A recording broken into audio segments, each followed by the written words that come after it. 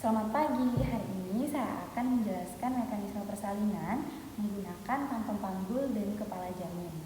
Nah, mekanisme ini terdiri dari 7, yaitu ada engagement, descent, flexion, internal rotation, extension, external rotation, dan expulsion. Nah, saya akan tunjukkan satu persatu sambil menjelaskan peran hormon, otot, dan dorongan dalam setiap tahapannya. Masuk ke engagement, di mana masuknya kepala ke pintu atas panggul. Nah, di sini engagement itu dikatakan apabila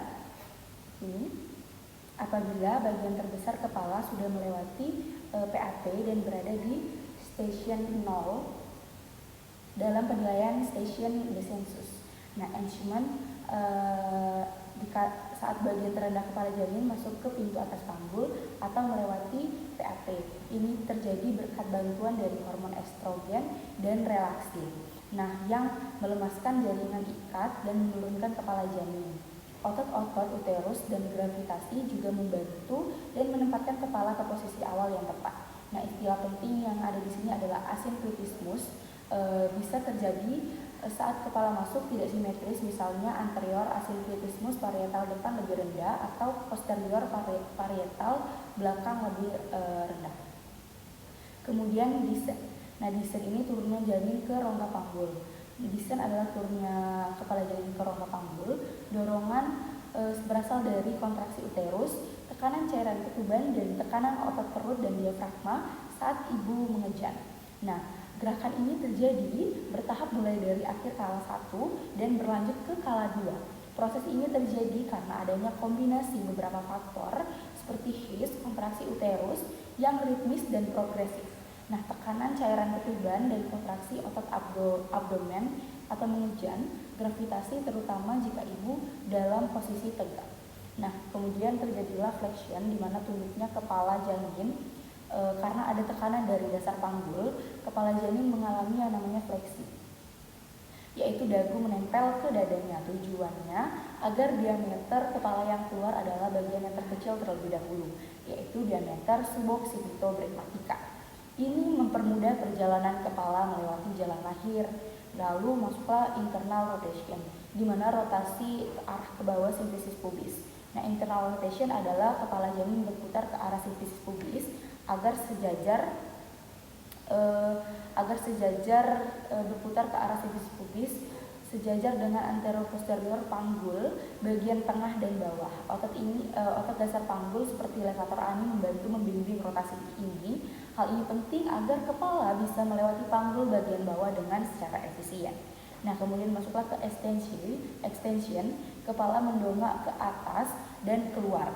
Setelah kepala di bawah simfisis pubis, janin akan mengalami yang dinamakan ekstensi, yaitu mendongakkan kepala keluar dari jalan lahir. Kemudian ini dibantu oleh kontraksi kuat dari uterus, dorongan mengejar ibu, dan elastisitas dari perineum kata hormon relaksin.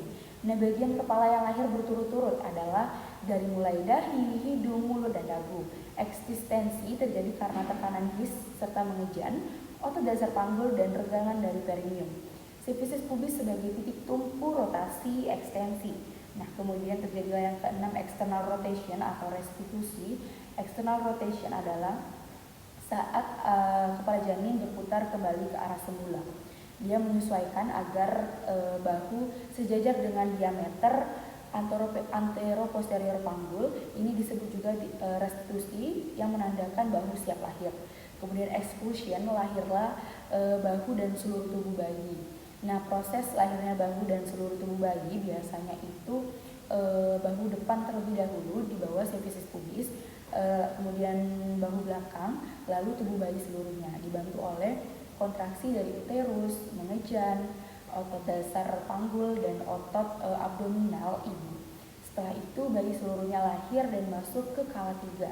Nah, faktor pendukung dari mekanisme persalinan itu ada hormon yang terlibat seperti oksitosin, dia merangsang kontraksi uterus. Kemudian ada estrogen, dia untuk mempersiapkan uterus dan sensitisasi reseptor oksitosin. Nah, relaksin mengendurkan jaringan ikat panggul dan melembutkan cervix. Otot Adapun otot dan organ yang berperan juga yaitu ada myometrium atau otot uterus yang menghasilkan his, kemudian otot dasar panggul atau levator ani, pubococcygeus membimbing arah rotasi janin, otot abdominal ibu yaitu membantu mengejan, kemudian ligamen dan jaringan lunak itu memberikan kelenturan jalur lahir. Kemudian jadi itulah tadi 7 mekanisme persalinan yang terjadi secara otomatis dan sangat terkoordinasi oleh hormon, kemudian ada kerja otot uterus dan dasar panggul, serta tadi ada dorongan mekanisme lain seperti kontraksi, posisi janin, dan bantuan ibu saat mengejan. Baik, itulah tadi penugasan video saya. Mohon maaf jika ada kesalahan. Saya akhiri. Bye-bye.